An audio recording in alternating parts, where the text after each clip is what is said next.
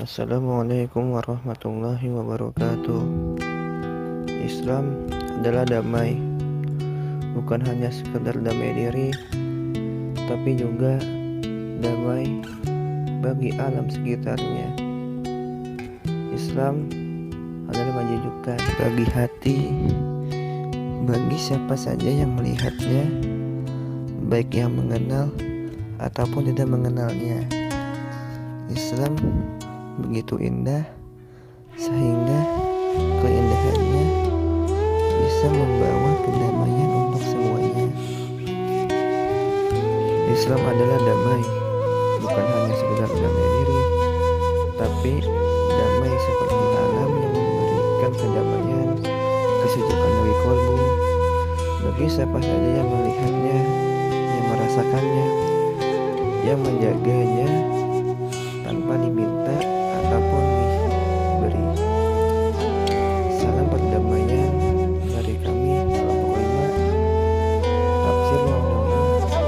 Semoga kita semua selalu dalam kedamaian, kesejukan, dan selalu diberikan rahmat Allah Subhanahu wa Ta'ala.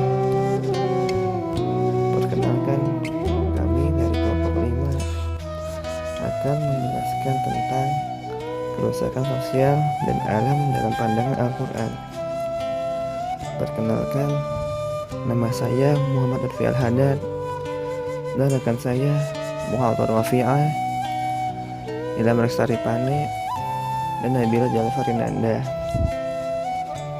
akan untuk menyampaikan materi sebagai berikut.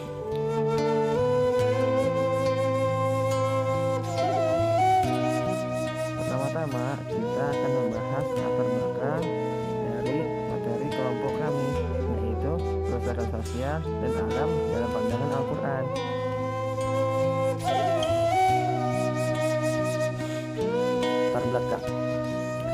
Latar belakang Al-Quran yang didakwahkan oleh Rasul di muka bumi untuk memberikan penjelasan tentang dua model kehidupan, yaitu model kehidupan khair dan model kehidupan syar atau buruk, atau untuk model kehidupan hak atau benar, yang kedua untuk model kehidupan batil atau salah. Model kehidupan khair atau baik merupakan tatanan sosial yang didasari oleh prinsip kebenaran, kesetaraan, kejujuran, keadilan, dan sejumlah prinsip luhur lainnya yang bersumber dari hati nurani dan kesadaran wahyu. Dampaknya adalah dalam sejarah kemanusiaan telah terbukti dapat menghantarkan umat manusia kepada kedamaian, kasih sayang, dan keberkahan, salam, rahmah, dan barokah. Sementara itu, model kehidupan syar atau buruk adalah model kehidupan yang muncul akibat tidak berfungsinya hati nurani manusia dan tidak fungsionalnya ajaran Tuhan dalam mengubah kesadaran manusia. Rusaknya hati nurani dan tidak berfungsinya wahyu tersebut menimbulkan kerusakan lainnya dalam berbagai aspek kehidupan.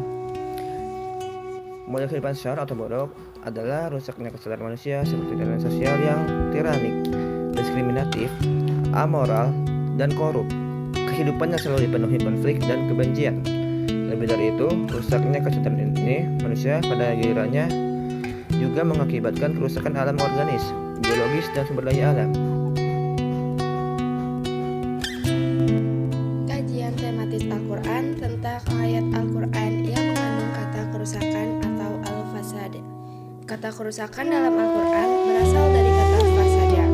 Dalam Al-Qamus Al-Fiqhi disebutkan beberapa kemungkinan makna fasad. Di antaranya, 1. Fasalahmu atau natinu atob, artinya busuk atau basi. Kedua, fasal aq atau batulun, yang artinya batal. Ketiga, fasal rizlun atau jada waju sodawabi wal himmah, artinya melewati kebenaran dan kebijaksanaan, atau tidak benar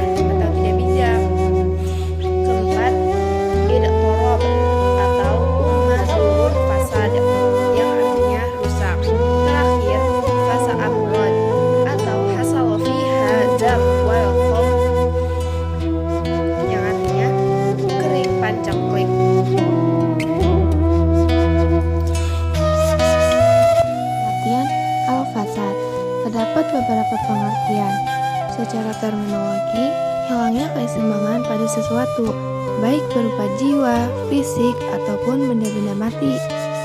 Sedangkan menurut filosof, fasad sebagai hilangnya citra yang sebelumnya ada pada materi. Selanjutnya, menurut fuqaha, fasad adalah sesuatu yang asalnya sah secara syar'i, tetapi menjadi tidak sah karena adanya sesuatu. Dapat disimpulkan bahwa fasad adalah suatu kondisi disfungsional dan disharmoni dalam aspek nilai etika, tatanan sosial budaya, tatanan alam organik biologis atau fisika kimia, baik dalam skala individual ataupun kolektif.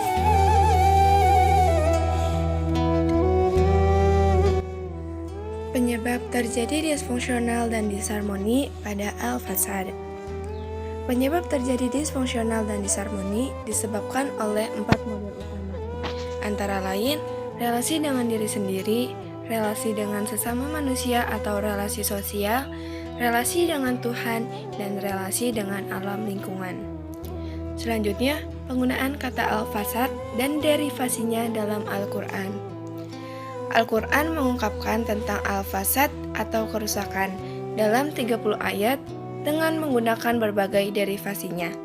Secara umum, kata kerusakan diungkap pada surat-surat Makkiyah sebanyak 16 kali, dan pada surat-surat Madaniyah sebanyak 14 kali. Kondisi tersebut mengindikasikan bahwa baik di Mekah ataupun Madinah, dakwah Islam selalu konsisten untuk mengupayakan perbaikan kehidupan dengan minimalisir setiap anasir kerusakan.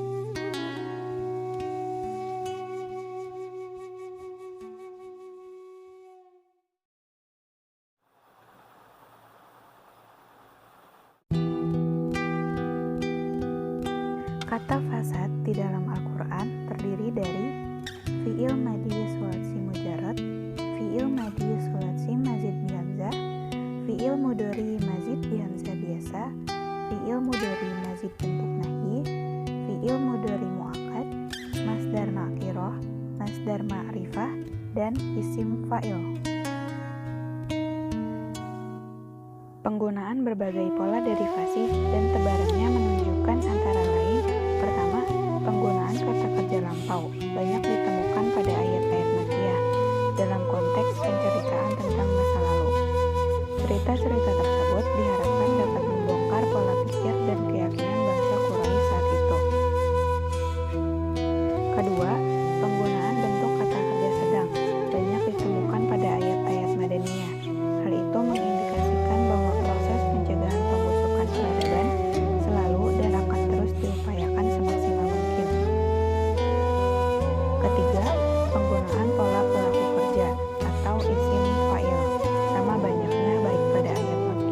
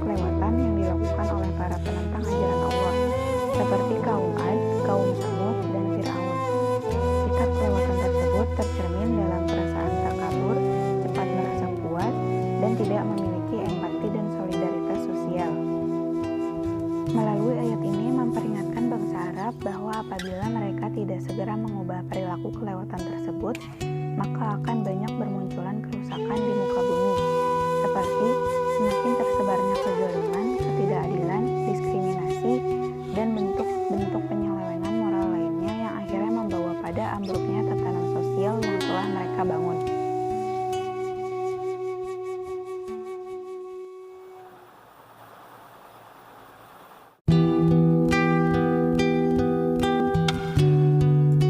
Lalu ayat Makkiyah yang kedua ada di surat An-Naml ayat 34 yang berbunyi qalat innal muluka idza dakhalu qaryatan afsaduha wa ja'alu izzata ahliha adillah, yang artinya ia Balqis berkata, sesungguhnya raja-raja apabila menaklukkan suatu negeri, mereka tentu membinasakannya dan menjadikan penduduknya yang mulia menjadi hina. Asy'abuni memaknai kata ifsad di sini sebagai tindakan merusak dengan penghinaan terhadap para bangsawan dan pembunuhan, penahanan, atau pengusiran terhadap mereka. Konteks ayat ini adalah ketika Balqis mengumpulkan semua pembesar kerajaan untuk membahas ajakan Sulaiman agar kerajaan Saba dapat tunduk terhadap pasukan Sulaiman. Makna yang terkandung dalam ayat ini adalah bahwa dakwah Islam adalah misi menyebarkan perdamaian dan rahmat. Dakwah Islam menghendaki kemuliaan bagi seluruh penduduk negeri, tidak akan ada penindasan, eksploitasi atas manusia, dan sumber daya budaya serta alam secara semena-mena. Islam juga tidak datang untuk menghancurkan tatanan sosial yang ada, tetapi justru merenovasi dan memberinya kesentuhan moral dan etis baru. Selanjutnya, ayat-ayat Madaniyah tentang kerusakan dan berbagi derivasinya. Yang pertama, surat Al-Baqarah ayat 11 yang berbunyi wa idza qila lahum tufsidu fil ardi qalu innama nahnu muslimun, yang artinya, dan apabila dikatakan kepada mereka, janganlah berbuat kerusakan di bumi, mereka menjawab, sesungguhnya kami justru orang-orang yang melakukan perbaikan. Yang dimaksud dengan pasal di sini adalah kekufuran, kemaksiatan, dan pelanggaran yang mereka lakukan terhadap larangan-larangan Allah Subhanahu wa Ta'ala. Ungkapan fasad di ayat ini berkaitan dengan orang-orang munafik di Madinah. Kemaksiatan mereka yang paling kentara adalah upaya mereka secara diam-diam untuk mendiskreditkan Rasul dan menyebarkan keraguan terhadap ajaran yang dibawa beliau. Mereka pun melakukan konspirasi dengan orang-orang musyrik Mekah untuk melawan umat Islam. Ayat ini merupakan kecaman keras Al-Quran terhadap beberapa orang di Madinah yang secara lahiriah menampakkan dukungan terhadap ajaran Allah, namun secara diam-diam merencanakan upaya sabotase terhadap dakwah. Lalu ayat Madaniyah yang kedua ada di surat Al-Baqarah ayat 30 yang berbunyi wa idh qala rabbuka lil malaikati inni ja'ilun fil ardi khalifah qalu ataj'alu fiha man yufsidu fiha wa yasfiku dimaa, yang artinya, dan ingatlah ketika Tuhanmu berfirman kepada para malaikat, aku hendak menjadikan khalifah di bumi. Mereka berkata, apakah engkau hendak menjadikan orang yang merusak dan menumpahkan darah di sana? Malaikat menduga bahwa manusia cenderung melakukan perusakan tatanan sosial dan tatanan alam di muka bumi. Perusakan tersebut terjadi akibat ketidaktahuan akan ajaran Tuhan, sehingga hidup mereka selalu dikontrol oleh subjektivitas.